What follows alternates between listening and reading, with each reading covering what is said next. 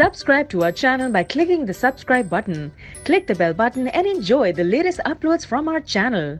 On Monday, President Donald Trump begins a summit with Vladimir Putin, the brutal authoritarian who leads Russia, a country where political dissidents are murdered, journalists, minorities, and homosexuals are persecuted, neighbors live under the threat of military takeover, and multiple hackers with close ties to the Kremlin are under FBI indictment for interfering in America's 2016 election. It is necessary to meet with such men. Yet to love truth or liberty or democracy or justice or human rights or mere decency is to disapprove of Putin. And Trump has lavished praise on his Russian counterpart for years, long before he was in office and the pretext of diplomacy could be invoked, even singling out his strength over his country and comparing his leadership favorably to then-President Barack Obama. The substance of Trump's spygone words is so repugnant and morally degenerate that Americans should feel upset he is representing our country in bilateral talks. At best, the values implicit in Trump's spygone statements are un-American. They explicitly value a foreign leader's brutal, repressive strength more highly than the life, liberty, and pursuit of happiness it has undermined. Because he has been similarly obsequious when talking about other murderous dictators, and because his personal life is so rife with senseless cruelty, I think his depraved personal values are sufficient to explain his disconcerting words. Other critics insist that the way he flatters Putin suggests something even darker when seen in the context of his suspicious business ties to Russians, his determination to hide the details of his finances, the closeness of his political associates, his corrupt ties to Moscow, and Trump's flagrant lies about those associates. With a publication as mainstream as New York titling a cover story, "Will Trump be meeting with his counterpart, or his handler?" It is clear that the president is regarded by many of his countrymen as every bit the possibly traitorous usurper that birther Trump kept implying his predecessor to be. Whatever the reason for Trump's sycophantic relationship with Putin, this is a hugely consequential and embarrassing geopolitical moment for a very divided United States.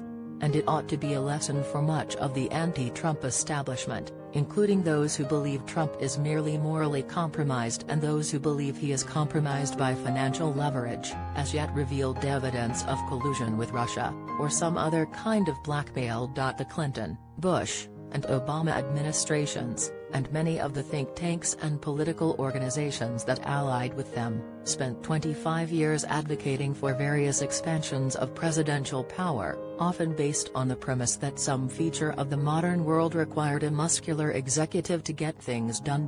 Critics who worried that the Constitution's separation of powers was being subverted in ways that would ultimately haunt the country were dismissed by establishment conservatives, centrists, and progressives. The founders' anxieties about executive tyranny have proven erroneous, Eric Posner wrote during Obama's second term.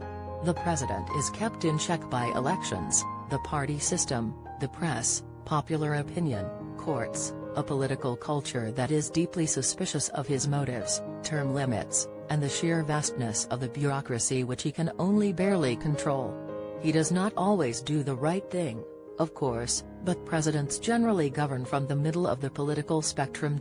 Because of those establishment elites and the myriad ways that they championed executive power at the expense of the legislature, whether with visions of pragmatic technocracy or national greatness or advancing social justice, Trump exercises far more control than he otherwise would over matters as diverse as war, foreign trade, international treaties, and military alliances. Perhaps Trump will prove all his critics wrong in this week's summit.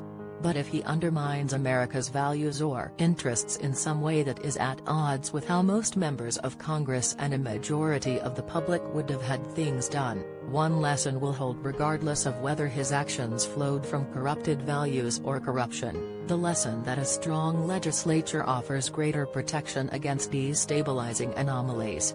There is no way to eliminate the dangers that an unfit president poses.